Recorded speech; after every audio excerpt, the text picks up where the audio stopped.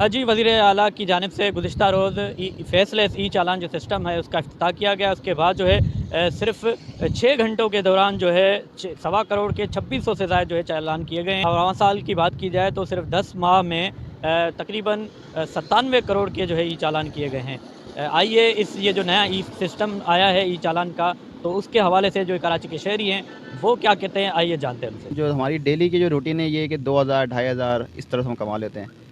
फिर हम अपने पेट्रोल के खर्चे भी निकालते हैं। रोड के हालात ये, सस्पेंशन ख़राब हो जाती है, गाड़ी ख़राब हो जाते हैं, खड्डे इतने जो हम कमाते हैं वो गाड़ी पे लगा देते हैं। फिर प्लस अभी ये चालान का ऑप्शन आ गया है। ये चालान भी हमारा मतलब कि कभी 5000 कभी 10,000 इस तरह से हमारा चालान हो जाता है। और रोड के कोई हाल नहीं है। हाल ये है कि जब गाड़ी हम चलाते हैं हमारी सस्पेंशन तबाह हो जाती है, टायरें बर्बाद हो जाते हैं।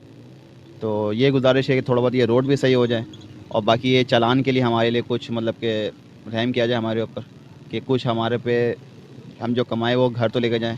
अगर एक बाइकिया वाले के ऊपर 10,000 या 20,000 का चालान हो जाए तो वो बेचारा कहाँ जाएगा और किस तरीके से वो अपने घर की पूरी करेगा, इसका कोई एहसास नहीं है। ये रोडों के आप हालात देखें, ये आप पूरा पहलवान गोट का रोड बोल बोल के मेयर भी आया है, सब चीज़ें आई हैं, सब विजिट करके गए, मगर अभी तक रोड नहीं बन रहा है। ई चालान सिस्टम से पहले या इस तरह से इस्लाहात नाफिज करने से पहले, कानून नाफिज करने से पहले उनको चाहिए था कि रोड रास्ते जो बिल्कुल सही करते, दुरुस्त करते। अब देखें यहाँ पे हम यहाँ मौजूद हैं, इस रोड की हालत क्या है। यानी कि यहाँ पे तो गुजरना अजाब है। यानी कि मरीज़ बंदा, कोई खातून, कोई बच्चा यहाँ से गुजर नहीं सकता। मैं खुद यहाँ पे 2-3 मतलब गिर चुका हूँ।